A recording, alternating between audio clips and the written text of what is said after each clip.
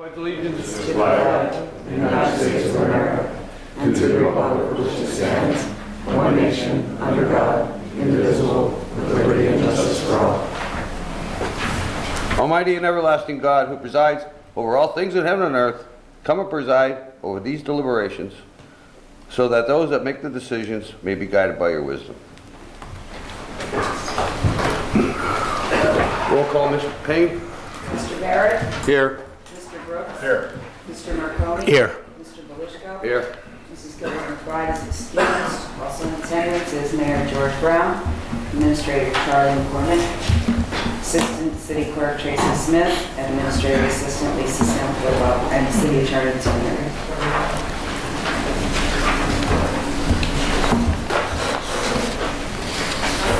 Good evening. Welcome to tonight's regular session of council.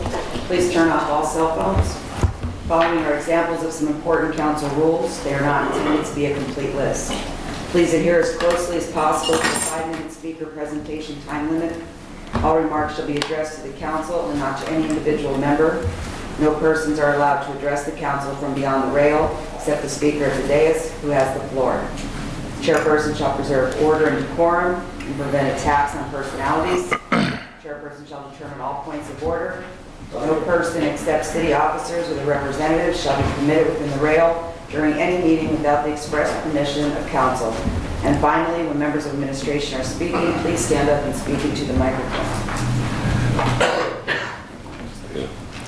Would anyone like to speak on pending legislation? Let us take a look, see what it is first.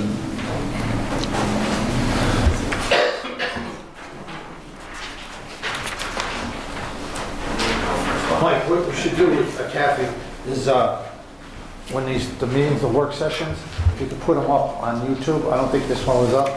Because what it does, like I'm coming in here blindsided, where I could have looked at it Tuesday night or Wednesday. The agenda is on the website, Yeah. Mr. Katabaski, and it's also available here at council meeting. All right, but you don't understand. I might not, a lot of people can't look at it on the website because not everybody is tech savvy. You know, and I'm trying to be nice. I just came here. I just came all the way from a job to come here to address the council. Anyone else? Pending legislation.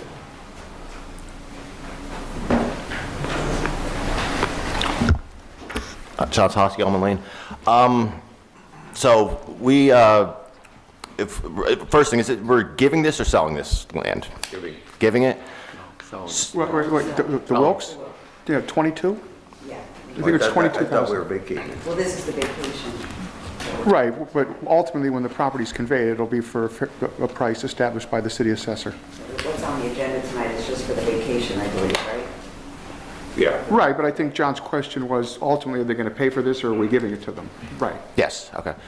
I'm all right with this as long as, like, how they were talking where eventually that we'll receive tax money from that property at some point because they're going to, I guess, do luxury apartments with it. I just want to make sure that I'm correct on all that information, that, you know, I'm fine with it as long as at the end of this process, at least some of that property is going to be paying taxes. That's the only question I have about it, and I'd be fine with it as long as that is what's going to happen. Yes, no? Well, in their presentation, they indicated that was certainly a possibility. I don't remember if they said that was definite, but they did absolutely said that a portion of the property could potentially be taxable because they were thinking about creating apartments there. Okay. So, but that's not set in stone? I didn't, transcribe their presentation, but that's how I kind of remember it. Yeah, maybe I'm incorrect. Yeah, I'm just trying to confirm that. Like, that's what I was got it from it as well. That's how I remember the meeting, yeah. Okay.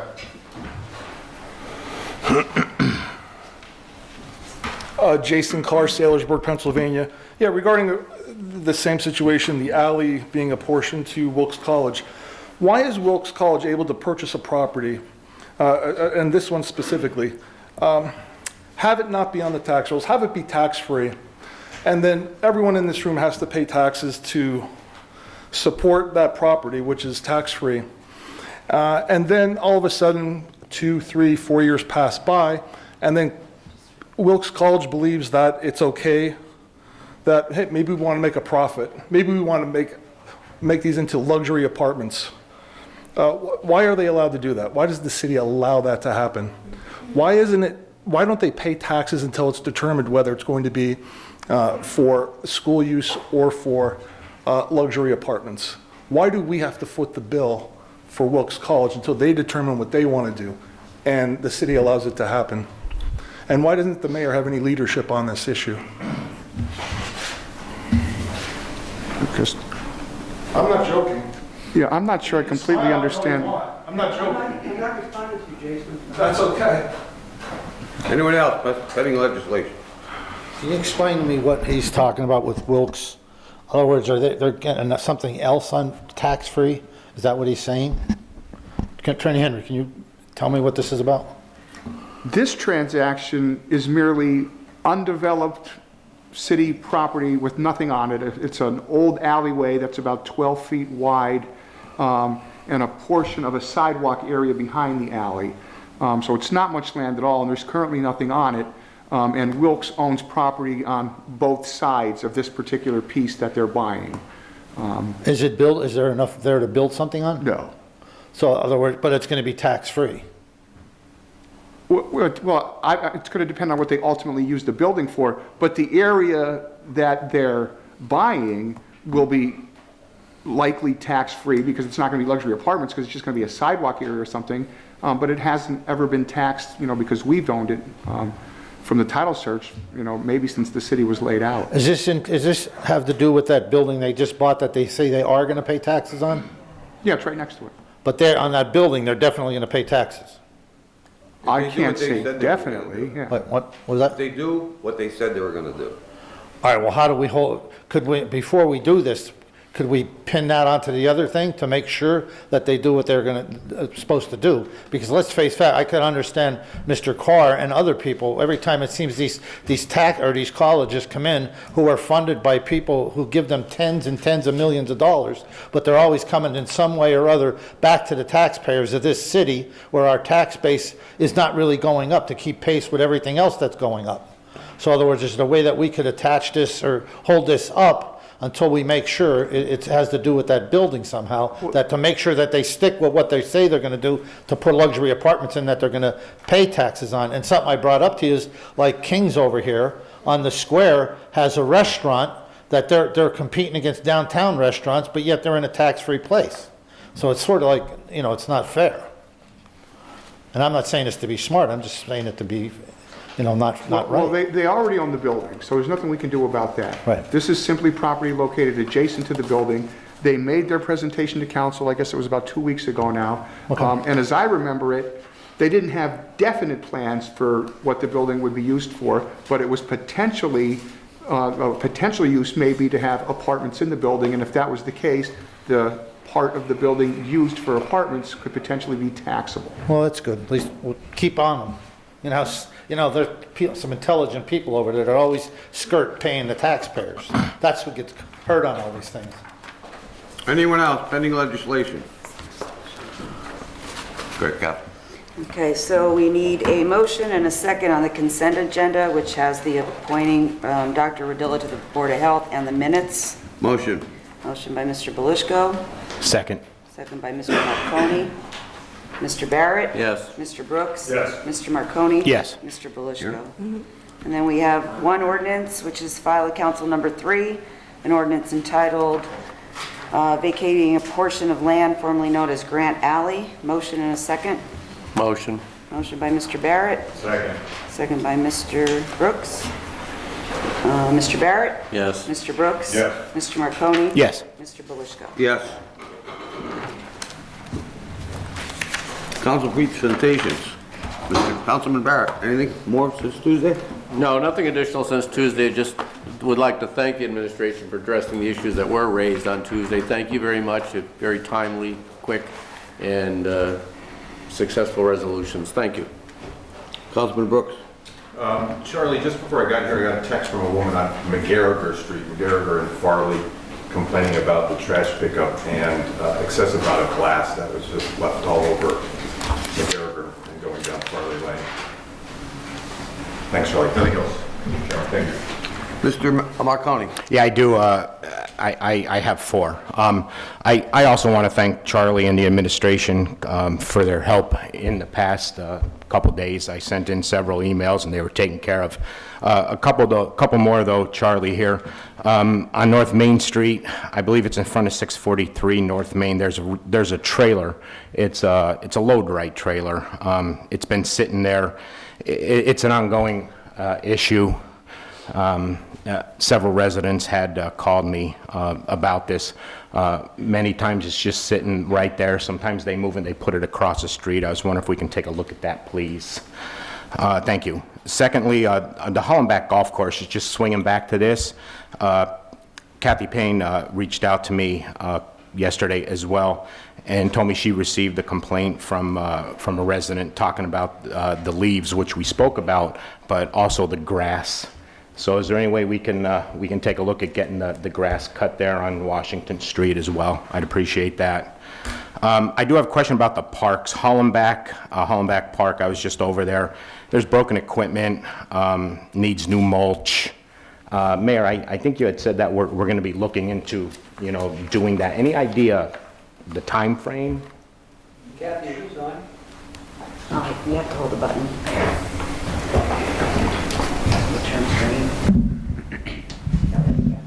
John? Yeah, John, Dave Lewis is going to all 18 parks.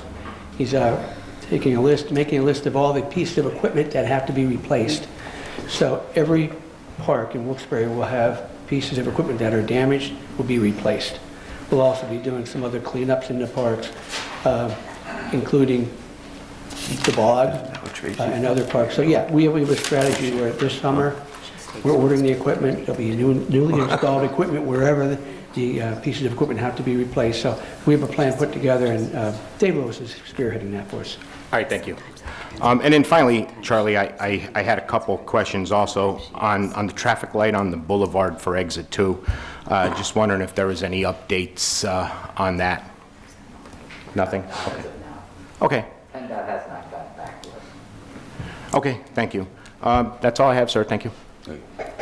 Charlie, 3, I know we're gonna pave this, but it's really bad. 326 Academy, there's a huge one. There's actually 2.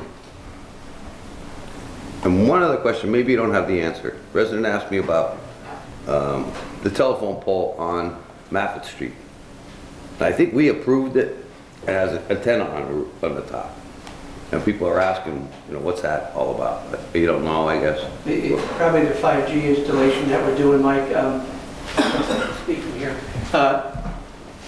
Verizon is putting throughout the city 5G network. Part of that is installing telephone poles where they're necessary, where there's nothing else to put it onto. So they're adapting it to current telephone poles, but also installing new telephone poles. When they put those up, we are paid for that new pole being installed. So we've been making revenue off of the installation of the 5G network, either on existing poles or putting a new pole in. So it's been a revenue source for us, but also the nice thing is we're going to have 5G throughout the city of Wilkes-Barre, which is the future. Okay? Thank you, Mayor. Sure. Public discussion? Dr. Reisinger?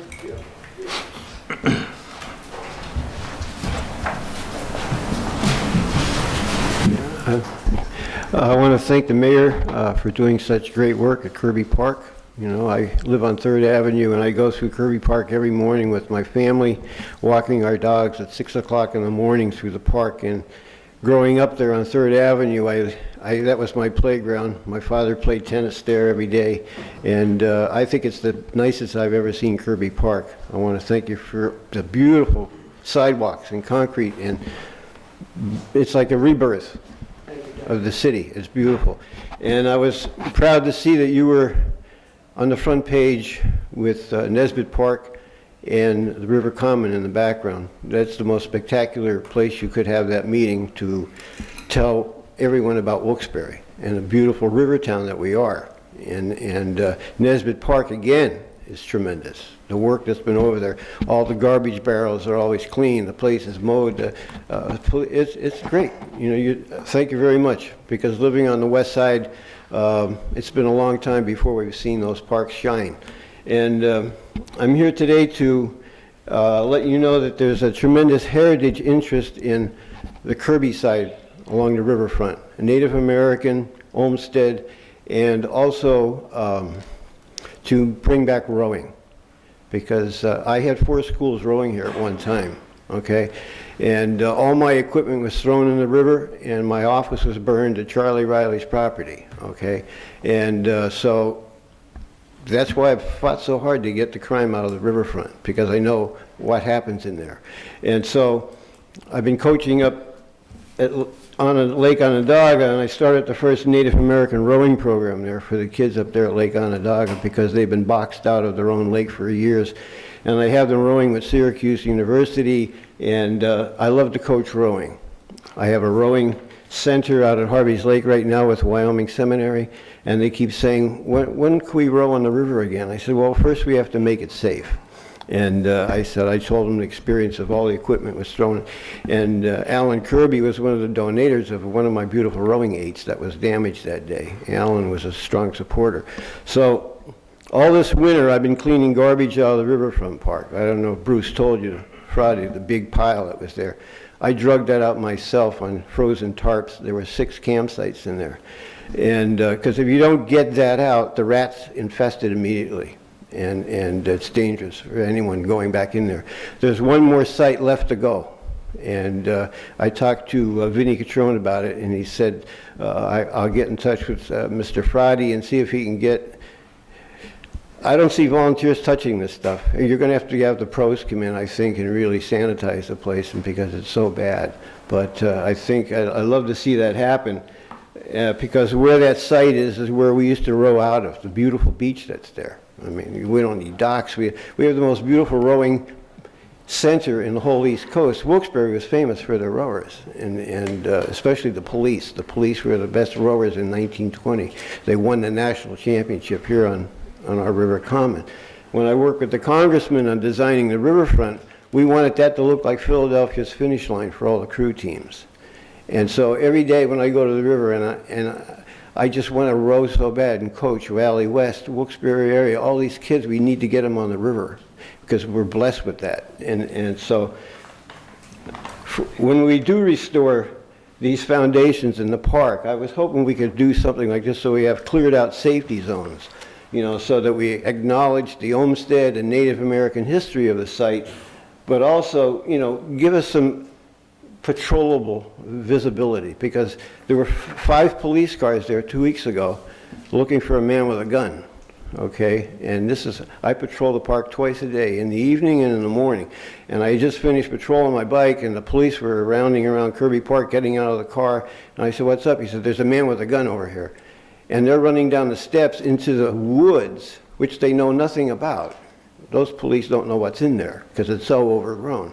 And I said I have a good idea where the gun came from, because there's a campsite down in Kingston behind the rec center where there are 3 guys living there that got kicked out of their place in Wilkes-Barre because they shot somebody trying to get into their apartment, and the landlord didn't want them living there, so he kicked them out. And you know where they're living, on the riverfront with guns. All right. So they got flooded out when the river came up, and they had no place to stay. And I have a good suspicion that's who that was. But that's what goes on a daily basis over there. And I just want to let you know that I'm concerned about the safety for the summer, and I would love to see the city put up signs that say no camping allowed. Because I don't want to tell people not to camp there, because who am I? There were 2 guys coming in with backpacks the other day in tents wanting to camp. And guess who gets to clean all that out? Me. Dr. Reisinger, Yeah. time's up. Okay. Can I answer that? Sure. Dr. Reisinger, yeah, we'll be in touch. I'm going to talk to Butch Friday tomorrow. Let's go for a walk and I want to give you a call. You can tell us where this area is that should be cleaned up. We'll get it cleaned up. Good. Okay, but also, we purchased 2 ATVs for the police department. Yeah. And they'll be able to go back in those areas, so now they'll have access. I took a ride over there with Chief Coffey. Yeah. We can only go so far. I know. In the truck. So we did purchase, and they'll be arriving soon. Beautiful. 2 new ATVs, and so we'll be looking at that, but I'm probably going to reach out to you, get more of an idea where that area is that we need cleaned up, and, you know, Yeah. I don't want people doing that that are going to get hurt either, so Oh, no, no. And I'll give you a call. That's- yeah, and I just want to thank you for Butch, the work that he did on the road, improving it, opening it up, so we can get to that site now. You did a great job on that. Thank you. Thank you. John Sahoski? Wait, yeah, this one.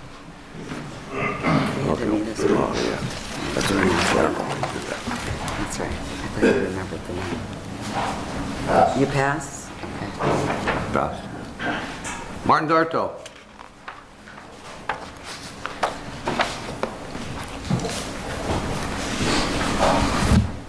Good evening, Mr. Mayor, member of council. I'm a Wilkes-Barre resident and the president of the People's Committee.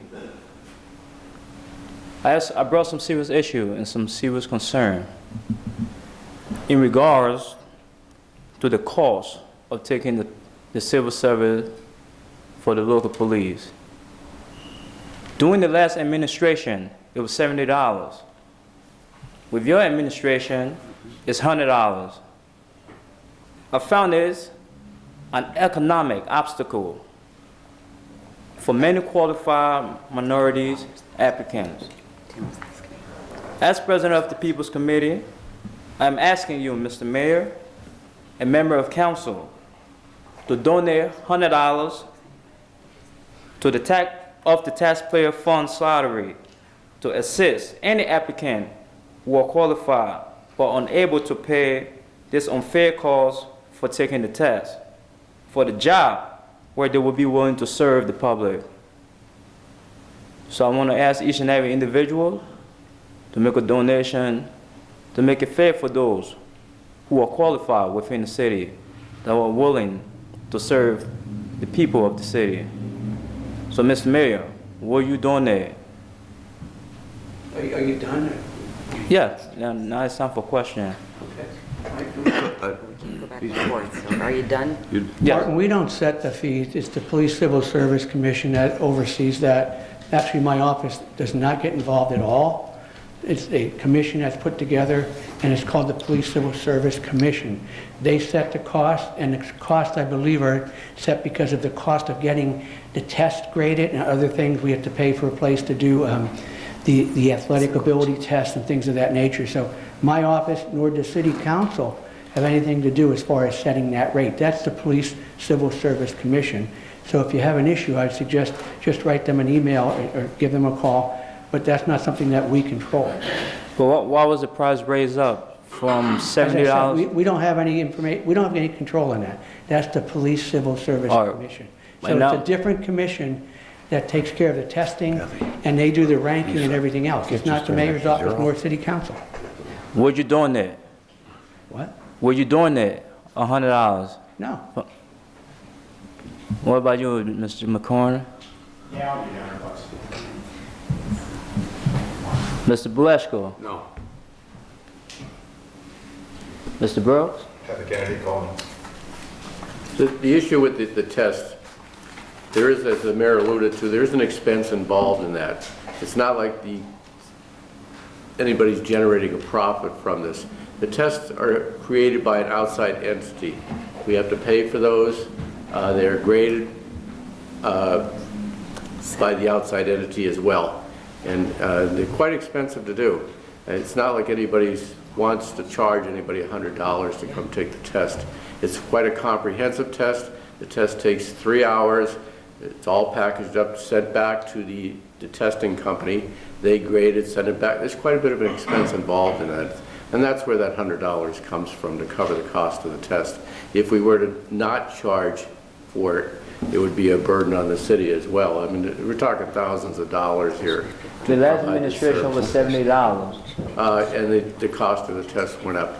Yeah. And like everything else, you know, everything else we buy anymore has gone up, and the cost for those tests have gone up as well. What would you doing there? No, I'm not going to donate it to it. No, what am I going to donate to? No, I'm just explaining to you what it's all about, and why that fee is assessed for the test. Yeah. Because we have qualified people within the Martin, city. your time's up. Your time was up when the mayor spoke to you. Yeah, Thank you. no worries. Jason Carr?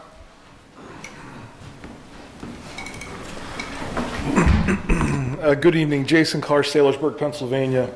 Yesterday, I had the chance to see the video from the pension board meeting. It was frightening, to say the least. I can't believe the solicitor for the pension board makes $24,000 a year. Or if you break that down, this year, the first meeting was canceled. 3 meetings he will attend, and he will earn $8,000 per meeting to attend a pension board meeting, $24,000.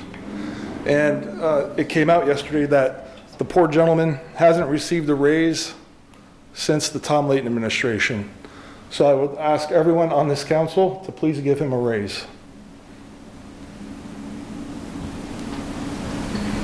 That gentleman who attends 3 meetings and earns $24,000 earns more money than 40% of the population in the city of Wilkes-Barre, according to the 2020 census. I didn't realize the city was so well off, but it's not, because the city has a $2 million structural deficit that the mayor continues to deny, which is fine. As well, Wilkes-Barre, other than Hazleton City, the city of Wilkes-Barre is the only other municipality in Luzerne County that offers a pension. And by the way, Hazleton is in Act 47, close to receivership, bankruptcy. The city of Wilkes-Barre, the council, Wilkes-Barre Council, is the 4th highest compensated council in the state of Pennsylvania, behind Philadelphia, Pittsburgh. Harrisburg is number 3. Wilkes-Barre is number 4. Harrisburg is in actual receivership. They're bankrupt. They're the only city in Pennsylvania that's bankrupt. Okay? But we have a $2 million budget deficit, structural deficit. So I just want to explain to the people of Wilkes-Barre, Mr. Chairman, that both yourself and Tony Brooks are the only 2 people that are eligible for pensions in the city of Wilkes-Barre that sit on council. The calculation, the formula that I believe, that I've spoken to other former council members, is that you're required to pay 5% of your annual salary of $13,500. That comes out to $675 a year that you contribute to a pension a year. Over a 12-year period, which you then become vested to receive a pension from the city of Wilkes-Barre, that would total $8,100 for the entire 12 years that you've contributed into the pension plan. And to Mr. Kadlubowski's point, receiving a pension, working part-time and receiving a full-time pension, here's the issue. So for 12 years, you've contributed a total of $8,100. And in year 13, when you leave council, you then begin to collect a $700 a month pension for the rest of your life. And if you last 30 years, when you begin to collect, that equates to about $252,000 in pensions being received for yourself, Mr. Brooks, and yourself, Mr. Belasco, over a 30-year period, once you start collecting that. So it looks as if the taxpayers are on the hook for about $244,000 that we have to pay out of our pockets to make sure you guys get to frolic around the city with your pensions. Why is it there's such an imbalance for the taxpayers that have to struggle at this point to pay their taxes, to pay their fees? You know, the mayor raised our recycling fees. He raised the sewer fees in the middle of a pandemic. Remember that, Mr. Brooks? You voted for that. You voted for that as well, Mr. Belasco. Why are we on the hook for both of you for $500,000? Can you answer that? No. Thank you. Sam Troy. It's not here. Not here. Brian Ferry?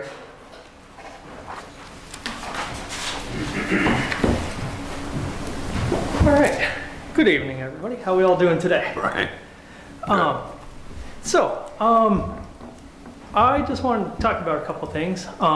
So for about 2 weeks, I spent some time in Europe. I was over in Manchester and Edinburgh, Scotland, Paris.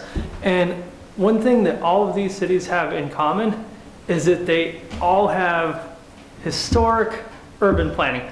Their planning dates back hundreds of years. Edinburgh was designed primarily by James Craig, an architect, urban planner, and Paris was designed largely by Haussmann. And you know, what we need is, I know that we've heard that Bill Harris doesn't want anyone else in his office, but the fact of the matter is we need better urban planning right now. You know, that's urban planning is directly tied to economic development, and that's what we need. We need more economic growth, and some of that is through, another way that is, it all ties together is through form-based codes. You know, our zoning ordinance is bunk. It's terrible, and a lot of municipalities are switching to a more form-based code, so that development that happens, it's more uniform. It's it doesn't look like a hodgepodge, because that's what we're seeing here in Wilkes-Barre, and there's no cohesion. Nothing is tying anything together, and it's just bad. We need to be tying things together. We need to just bring it all together. We're seeing some economic development here.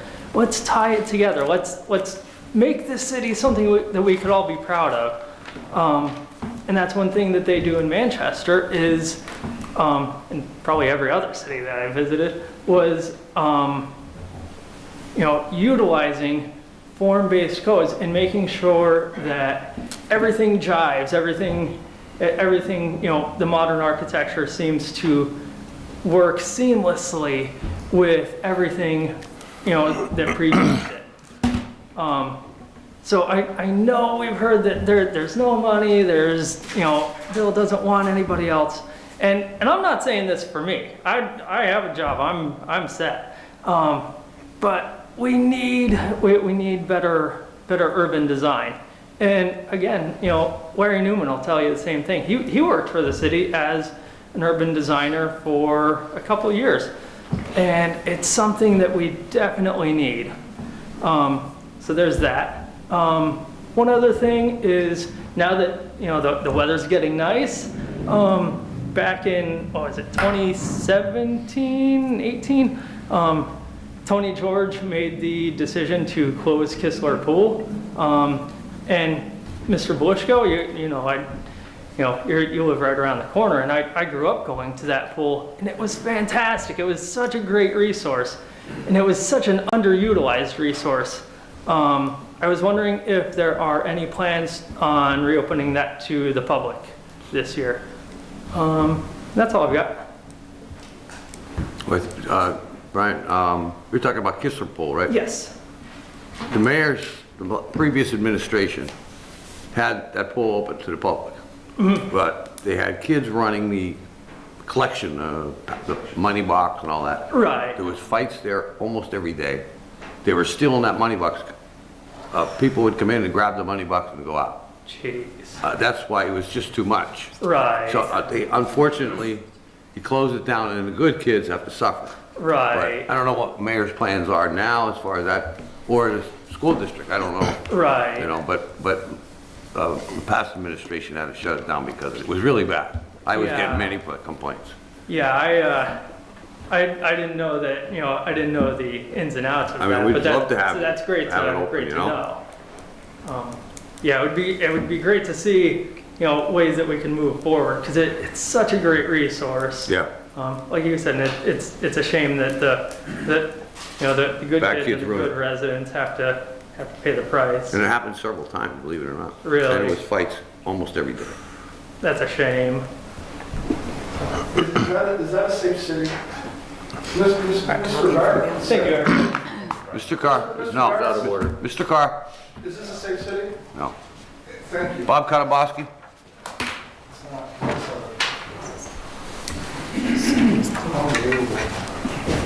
Bob Kalaboski, members of council, this week I attended the pension board meeting, and we're trying to get to the bottom of this, what I call is a robbery of the taxpayers. Robbery of the taxpayers. And the mayor was here with Carl Frank, and the thing that I need is the formula. A union member called me, and he said, when our members retire, the pensions are calculated. How much overtime did you work that year? There's certain time you work, like we just had several police officers retired, ran their overtime up, which benefits their pension. And that may be the key to this investigating how council people are able to count part-time service towards a full-time pension. And if Mr. Carr's figures are right, how could this go on? And I respect the mayor and Carl Frank, he's been telling me the same thing. But remember what he said, until somebody tells us we're doing something illegal, we're gonna keep doing it. Until somebody tells us we're doing something illegal, we're gonna keep doing it. And this thing is involved with Harrisburg too, and I pointed out, I wrote to Harrisburg, when you put a certified letter complaint in, you're supposed to get a response. I never did after the Auditor General's office. But I think what we should do is truthfully, I've got no support from council people. And what I think you people should do, and starting with you, Mr. Barrett, and Bill, personally, I think you're a great guy. But I think you should resign. Because I was going through old videos. Bob, look, keep it. Hold on, Attorney Henry. Council has a... Attorney Henry, I would like you to tell him that I have my rights as a citizen to come down there. Mr. Belushko, I want to warn you. You warn me? I'm warning you. I'll warn you. I'm warning you. I am not leaving. I'm warning you. You're violating my rights to free speech. Well, I'm not going. Now, Attorney Henry, tell him I warned them when they fired me. You're violating my rights. Now, I have the right under free speech to say to Mr. Barrett, I am asking you to resign. I have you on tape 6 years. I have 6 years ago. Well, you're going to have to mace me or something because I'm not going. You're violating, Attorney Henry, tell him they're violating my rights. Now, I'm asking you, 6 years ago, you said you would help with this pension thing, and you've never done. Officer, look, I'm not leaving. These are violating my rights. I have the right to ask for those people's resignations. You don't understand. I've been fighting this thing for years. Now, Mr. Barrett, you should resign. You had this information. You said you would help us. Mr. Brooks, I'm asking you to resign. Taking this buyout and insurance, it's wrong. Mr. Belushko, you are behind on your taxes in this city, and you have one of the best businesses down there unless you paid for them. Now, Mr. Marconi, you just gave $100 out to one man. What are you going to do when 20 people come in here? Now, you're taking $30,000, you're violating my rights. Attorney Henry, tell him you can't do this. This isn't right. I want you people to resign. You know that this pension thing is wrong. And tell you, Bill, why don't you tell them what you did with the towing thing, how you tried to put me out of business when you're towing works. Hold on, I got to grab it. You're right, Mr. Belushi. You just made a serious mistake. A serious mistake getting me out of here. Because you have no right to do this. And you're another thief taking that health care buyout. You should be able to do it yourself, and you should pay your taxes in full. You're wrong. You're violating my rights. I have the right to come in here and talk. Angel Mathis? This is no joke. You will pay for this legally. You can't be doing this to me. You're nothing more than another thief. And you should all resign. And you, Mr. Marconi, with your wife on $30,000 worth of health care. Tiger Woods had his legs almost cut off. He's out golfing again. She twisted her ankle. She should now tap dance and get some tap dance content. Sorry. I'm just, 1 minute, I'm trying to pull something up. That's not my 3, but my mother had me come here as well because she didn't have a flyer. She was looking for one, but she'll drop one off tomorrow when she's at work because First Presbyterian is opening a community space called The Gather. And their open house is on Sunday, May 15th from 1 to 4. Because we gave you a Yeah, no, flyer I for think the gather. we got one here. I think somebody gave them to council Yeah. yesterday. Okay. Yeah. Your mom stopped by my office, and she gave me flyers that I gave to council. Oh, she didn't remember. She didn't remember. gave She me told one, me and to then bring it up. I gave it to Lisa and Kathy, and each council member got it. Yeah, we got it Tuesday. Okay, yeah, she didn't remember. She was like, oh, I'm looking for them, make sure you say something about it. So my first issue is street cleaning. Now, this morning when, where I'm in Mike's district and our trash day is Thursday. And I must say, this time it was coordinated where the signs were posted on Tuesday. And the only thing I have against the signs is the signs doesn't specify what time. And, I was just fortunate that, I get up at 9 o'clock because I have babies all day. So I get to sleep in a little bit. So I woke up to a boop, boop, boop, boop. Startled me, look out the window. It's parking enforcement. What'd be helpful is if there was a time printed on the signs that were posted, because that way we can make parking arrangements, considering that I live on a block where there's only one side of parking and it's twice as many people that has lived there in the designated part since the parking was designated. So needless to say, 10 people got tickets, but we were not one of them. And so, but the parts that got clean is really clean because the front of my apartment has not been cleaned in God knows how long, but it's clean for the most parts. The second issue, I'm not gonna bring that up right now. I'll talk to you about that, Mike. And of course, you guys know, I'm a big proponent of rent control. I miss living downtown. I really do. I lived downtown 13 years until King's bought our building. They developed the restaurant, but yet the rest of the building, it sits empty. 3 years later. 3 years later, still empty. And so what happens is the downtown area, those like me who would receive, I receive a voucher from HUD that allows me to live somewhere else in the city. However, when you move, and I've moved twice since the building was sold, that the rents are ridiculous. My landlord had to meet my housing program to come down almost $130 to keep me within my living allowance. And the problem with that is we have a lot of landlords that are out of state. They're out of the area. And they're pricing us higher than what wages are.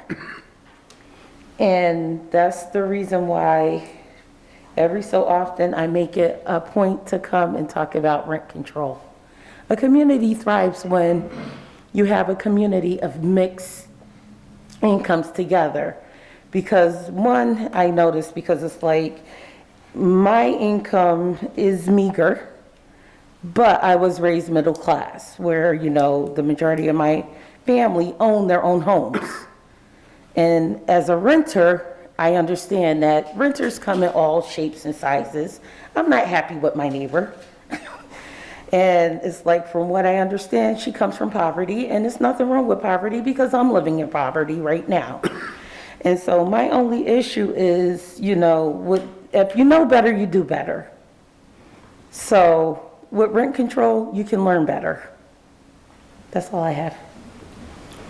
Greens, as far as the police or parking enforcement, I've seen a parking enforcement car behind a car that was parked while a sweeper was coming. And they didn't move their car. But No, I watched that today. They beeped about 4 times. For an hour. Apparently they weren't in the house. Yeah. Or I don't know why. But he gives you opportunity. Did you get a ticket? No, we didn't, but the car that parked behind us got a ticket because we didn't know where they lived, and their lights were on all night long. Huh. And they lived across the street in a multi-dwelling unit, so they got a ticket because they couldn't move their car because it wouldn't start. Okay. Motion to adjourn? Motion?